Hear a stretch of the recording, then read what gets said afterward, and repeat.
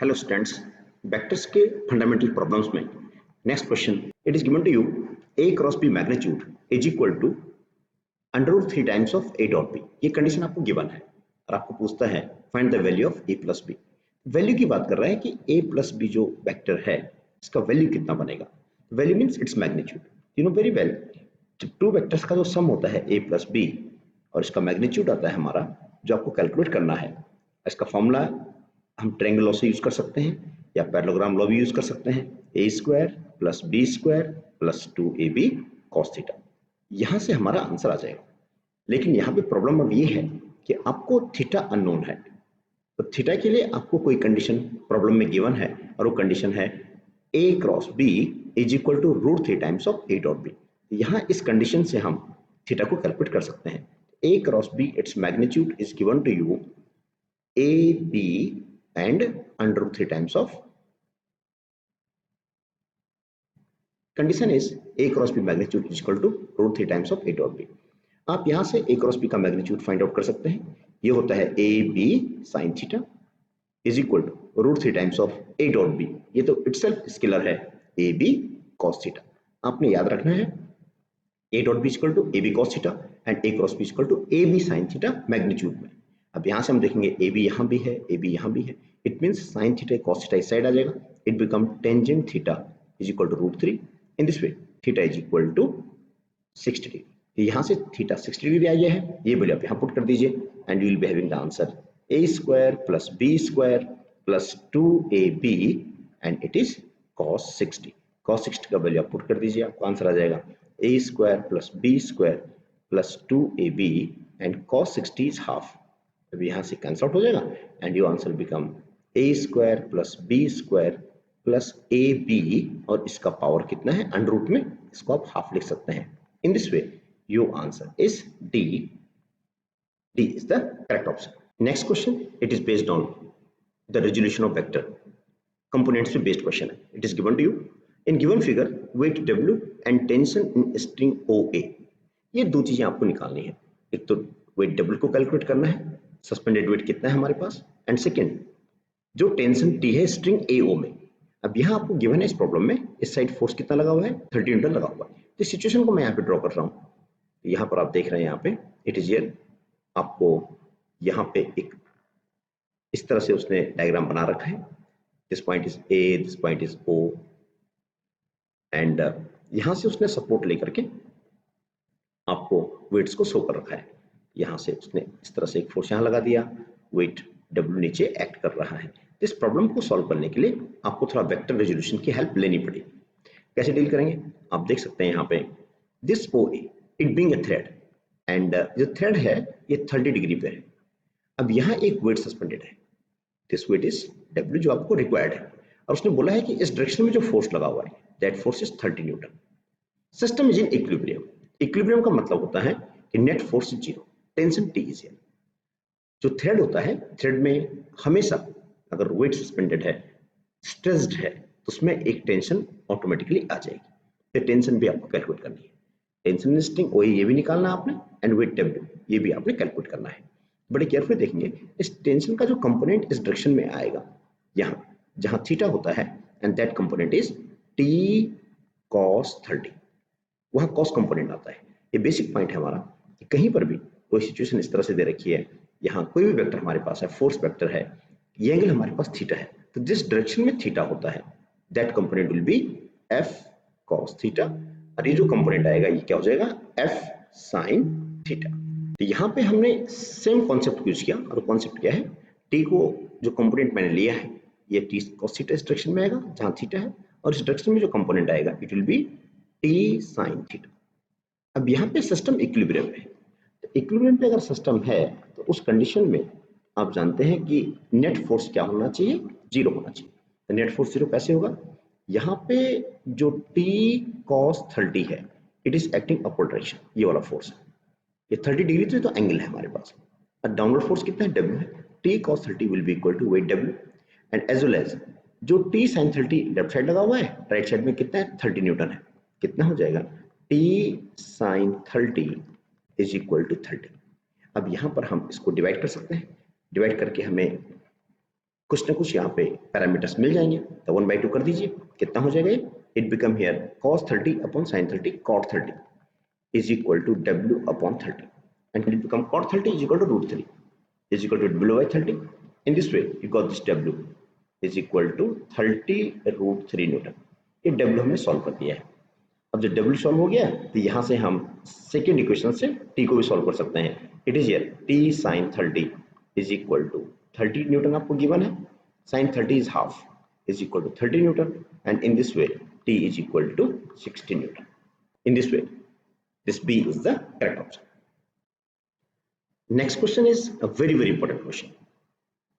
अब ये क्वेश्चन सबसे ज्यादा इंपॉर्टेंट इसलिए है क्योंकि ये हमें बताता है कि A क्रॉस B को हम कैसे डील करते हैं, A क्रॉस B को कैसे सॉल्व करते हैं। तो किसी भी प्रॉब्लम में जब A क्रॉस B आएगा, cross product of two vectors आएगा, तो उसको कैसे सॉल्व किया जाएगा। तो यहाँ पर आपको निकालना है unit vector perpendicular to both A and B। तो unit vector perpendicular to both the vectors जब भी कैलकुलेट करना होता है तो हमारे पास फॉर्मूला होता है A cross B is equal to a b sine theta n cap. अगर इसका मैग्नीट्यूड लें हम, ए क्रॉस बी मैग्नीट्यूड हमने ले लिया, ये कितना हो जाएगा, a b sine theta n cap, यहाँ पे मैग्नीट्यूड में 1 हो जाएगा।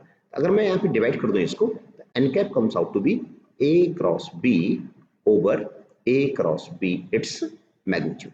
आपको यहाँ पे ए क्रॉस बी सॉल्व करना पड़ेगा एज वेल एज फिर उसके बाद मैग्नीट्यूड कैलकुलेट करना पड़ेगा।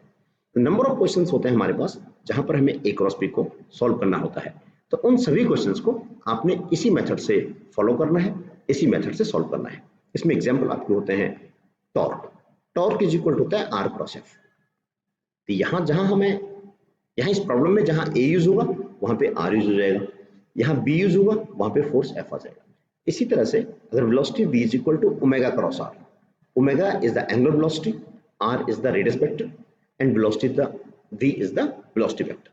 तो यहाँ पे सॉल्व करने के लिए ओमेगा क्रॉस आर को आप इसी मेथड से फॉलो करेंगे जो मेथड हम यहाँ पे प्रोसेस में ला रहे हैं। तो ए क्रॉस बी कंसेप्ट आपको ए क्रॉस बी सॉल्व करना है, इसका बेस्ट मेथड है हमारा।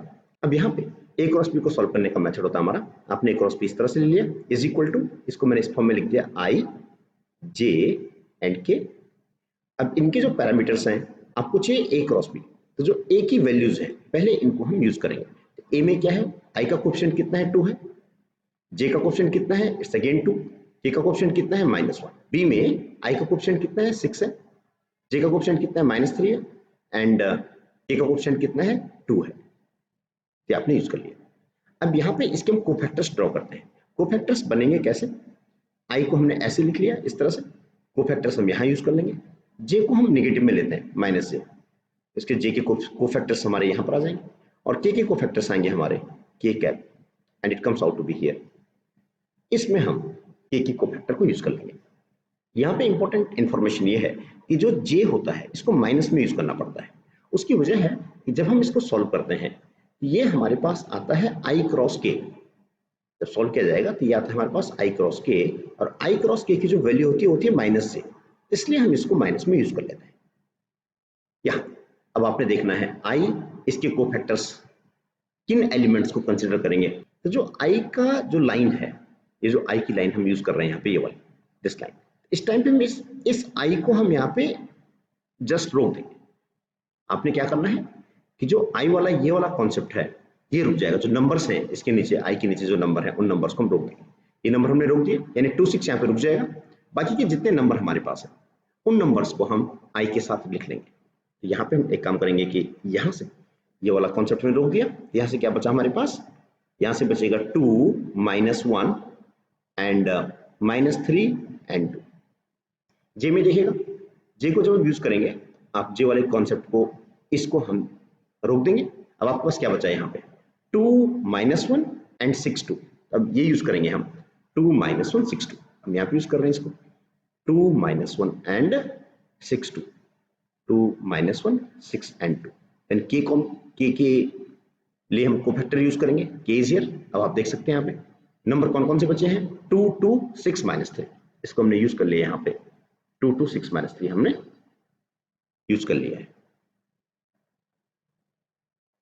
ये हमने यूज कर लिया। अब इसको हम थोड़ा सा मल्टीप्लाई यूज करेंगे यहाँ पे, इस तरह से लेते हैं इसको, इस 2 का मल्टीप्लिकेशन इसके साथ होगा 2 2 4, फिर माइनस करते हैं, फिर इन दो का मल्टीप्लिकेशन हो जाएगा, कितना हो जाएगा -3 इंटू -1 ये आ जाएगा। अब जे इज कंसर्न माइनस जे, इसका फिर क्या लेना पड़ेगा, क्रॉस प्रोडक्ट लेना पड़ेगा, ये यहाँ जाएगा ये यहाँ जाएगा, 2 इंटू 2 ये हो जाएगा -6 इंटू -1, ये हमने एक साथ यूज कर लिया है। एंड के इज हियर प्लस के कैप इज हियर, यहाँ बचेगा आपके पास 3 2 6, 2 इंटू -3 हमने एक साथ ले लिया, -6 इंटू 2 आपने यूज कर लिया है। आपका रिजल्ट कितना बन जाएगा, ये बन जाएगा हमारा 2 2 4 -3 1 3, ये आपने ध्यान में देना है, 3 1 3 ये प्लस हो जाएगा, लेकिन आउटसाइड में माइनस है, माइनस हो जाएगा, माइनस जे इज कंसेप्ट, यहाँ कितना बचेगा 2 2 4 एंड इट बिकम 6 1 6 माइनस में आएगा, लेकिन माइनस बाहर भी है, +6 हो जाएगा ये, एंड प्लस के इज कंसेप्ट, यहाँ कितना बचेगा 3 2 6 ये -6 में आएगा, और ये हो जाएगा -6 2 12। इस तरह से जो आपका वेक्टर बन गया, ये बन गया हमारे पास i कैप 4 -3 1 6 और 4 10 -10 j कैप, और ये बन जाएगा यहाँ से 6 एंड 12 -18 k कैप। ये आपने a क्रॉस b की वैल्यू को कैलकुलेट कर दिया है। तो a क्रॉस b का जो सबसे बड़ा बेनिफिट मिलेगा आपको, आपका रिजल्ट एक वेक्टर क्वांटिटी होगा, it means it will be in terms of i j k। ये आपने कभी भी कोई क्रॉस प्रोडक्ट का क्वेश्चन आपके सामने आता है, चाहे आपको ट्रायंगल का एरिया निकालना है, एरिया ऑफ ट्रायंगल होता है half of a cross b, इस तरह से आपको डील करना है, तब भी आपको a क्रॉस b सॉल्व करना पड़ेगा। तो a क्रॉस b सॉल्व करने का यही हमारा बेस्ट मेथड है। Let you find out the magnitude of this a cross b। इसका मैग्नीट्यूड कैलकुलेट करेंगे। मैग्नीट्यूड इज हियर, i का कोएफिशिएंट कितना है 1 स्क्वायर प्लस -10 का होल स्क्वायर हो जाएगा प्लस -18 का होल स्क्वायर। इसको सॉल्व करेंगे, it comes out to be 5√17। अब आपको चाहिए unit vector perpendicular to both a and b, ये हमें फाइंड आउट करना है a एंड b। इनका यूनिट वेक्टर होता है n cap is equal to a cross b complete vector upon it's magnitude a cross b it's magnitude. a cross b complete vector कितना है मेरे पास, i -10j -18k over it's magnitude is 5√17। ये हमारा आंसर आ गया है। अब आप अपने आंसर को मैच कर दीजिए, तो आपके पास करेक्ट ऑप्शन रहेगा, it is here i -10j -18k upon 5√17। It is the correct answer. Next question is, a particle moves from position 3i plus 2j minus 6k to 14i plus 13j plus 9k due to a uniform force of 4i plus j plus 3k n। जो i j k है यहाँ पे unit vectors हैं। If the displacement is in meter, then work done will be, आपको यहाँ पे work done calculate करना है। तो वर्क डन का जो बेसिक फॉर्मूला होता है वेक्टर फॉर्म में, तो work done is equal to, you know very well, f dot d is the best example of dot product. Work done is equal to f dot d, यानी आपको dot product लेना पड़ेगा। d is the displacement, तो displacement vector होता है final position minus initial position, ये हमारे पास डिस्प्लेसमेंट वेक्टर होता है, final position minus initial position. इस प्रॉब्लम में फाइनल पोजीशन आपके पास ये है, बॉडी पहले कहां पर थी, यहां पर थी, ये क्या हो जाएगा, ये r1 हो जाएगा, बाद में बॉडी कहां चली गई, यहां चली गई, इट विल बी r2। तो बॉडी को r1 से r2 तक शिफ्ट किया गया है, तो आपका जो डिस्प्लेसमेंट आ जाएगा, it become here 14i cap plus 13j cap plus 9k cap minus r1 is 3i cap minus 2j cap, और ये क्या हो जाएगा प्लस 6k पर, ये हो जाएगा प्लस 6k कैप, क्योंकि आप इसको माइनस कर रहे हैं। इसको सॉल्व करेंगे, 14i में से 3i चला जाएगा, इट बिकम 11i, 13i में से आपने 2j को माइनस कर दिया प्लस 11j कैप, और यहाँ से 9 और 6 कितना हो जाएगा 15k कैप। ये आपने डिस्प्लेसमेंट को सॉल्व कर दिया है। फोर्स आपको गिवन है, फोर्स की वैल्यू आपको गिवन है, ये दे रखा है force 4i plus j plus 3k। आपको वर्क डन निकालना है, work done is equal to f dot d। आप f की वैल्यू पुट कर दीजिए, 4i plus j plus 3k and dot product with displacement vector, और आपने सॉल्व किया है 11i plus 11j and plus 15। इसको सॉल्व कर दीजिए, इट बिकम हियर i को i से मल्टीप्लाई करेंगे क्योंकि डॉट प्रोडक्ट है, 11 4 जा 44, j को j से मल्टीप्लाई करेंगे, 11 1 जा 11 आ जाएगा प्लस का, एंड प्लस 15 3 जा यहाँ इस मल्टीप्लाई हो जाएगा, इट बिकम 45। सॉल्व करेंगे इसको, it comes out to be 100 joule. 100 joule is the correct answer. तो आपने एक इंपॉर्टेंट इंफॉर्मेशन देखी कि जो a क्रॉस b जब सॉल्व करते हैं, a क्रॉस b को जब सॉल्व करना होता है तो हमें ये मेथड यूज करना पड़ता है। आई जे के, फिर यहाँ हम कोएफिशिएंट को लिखते हैं, फिर इसको सॉल्व करते हैं। लेकिन जब भी ए डॉट बी सॉल्व करना होता है, ए डॉट बी जब भी सॉल्व होगा तो आपको डायरेक्टली आई को आई से मल्टीप्लाई कर देना है, जे को जे से और के को के से multiply. Next question is three vectors a b and c specify the relation a dot b equal to 0 and a dot c equal to 0, then vector a is perpendicular to, यहाँ पे a b c वेक्टर्स हमें given है, तो उसने condition दे रखी है कि a dot b is equal to 0। ये हमने अभी पढ़ा था, a डॉट b का मतलब होता है a b cos theta equal to 0। It means cos theta is equal to 0 and theta is equal to 90 degree. It means a vector is perpendicular to b vector. ये condition आपने a और b के बीच में निकाल दी है, और ये basic condition होती है कि जब भी टू वेक्टर्स का डॉट प्रोडक्ट 0 है, it means the angle between them is 90। Similarly problem में आपको गिवन है कि a dot c is also 0, a dot c is also 0, it means इनके बीच का भी जो एंगल होगा means a is perpendicular to c। ये आपने चेक कर लिया, यहां से a is perpendicular to b, a is perpendicular to c। अब पूछा गया है कि vector a is parallel to, जो वेक्टर a है वो किसके पैरेलल होगा, इसके बारे में बात करनी है। बड़े केयरफुली देखेंगे कि अगर मैं इसको यहां ड्रॉ करता हूं समझने के लिए, ये सिचुएशन मैंने ड्रॉ कर दिया। पहली सिचुएशन के अकॉर्डिंग क्या है हमारे पास कि a is perpendicular to b, let it be, जो a वेक्टर है वो हमारे पास ये है, and a is perpendicular to b, तो b वेक्टर ही हो जाएगा। And at the same time a is again perpendicular to c, इसको c वेक्टर a के परपेंडिकुलर है, a वेक्टर हमारा ये c वेक्टर आपका यहां कहीं आ जाएगा, इस प्लेन में आ जाएगा, यहाँ पे ये c वेक्टर हम यहाँ ड्रॉ कर सकते हैं, c वेक्टर से। This one is again, this angle is 90 again, angle भी 90 है, एंगल भी 90 है, क्योंकि प्लेन चेंज कर दिया ना हमने, ये परपेंडिकुलर प्लेन ये आ गया है दिस वन। और आप अच्छी तरह जानते हैं कि इस सिचुएशन में जो a होगा, a किसके पैरेलल होगा। अब देखो b के पैरेलल यहाँ से हो नहीं सकता पहला ऑप्शन, क्योंकि b तो परपेंडिकुलर आ गया। c के हो नहीं सकता, क्यों नहीं हो सकता, क्योंकि c vector is again perpendicular to a, and b dot c ये स्केलर क्वांटिटी होती है, इससे कोई मतलब बनता नहीं है। हाँ b क्रॉस c इसके पैरेलल हो सकता है, और यहाँ पे है भी, कैसे पता चलेगा, जो b क्रॉस c होगा it will be bc sin theta n cap, और n cap is a vector, unit vector perpendicular to both b and c। इसका मतलब ये हुआ कि n कैप जो डायरेक्शन आएगी b क्रॉस c की, वो ऐसी होगी जो b और c दोनों के परपेंडिकुलर हो। और आप यहाँ पे देख सकते हैं कि वो डायरेक्शन क्या होगी, जो b भी इस प्लेन में है, c भी इस प्लेन में है, तो इसके परपेंडिकुलर प्लेन ये आ जाएगा, ये वाला है। इसका मतलब b क्रॉस c की डायरेक्शन आपकी आ जाएगी। और ये आप राइट हैंड थंब रूल से भी देख सकते हैं, इस तरह से रोटेट करें, a cross b cross c, यहाँ पर आपको क्या चाहिए, b क्रॉस c, ऐसे रोटेट करेंगे तो वो वेक्टर इस डायरेक्शन में आएगा जो कि a के पैरेलल है। In this way, vector A become parallel to B cross is the answer. It means D option is the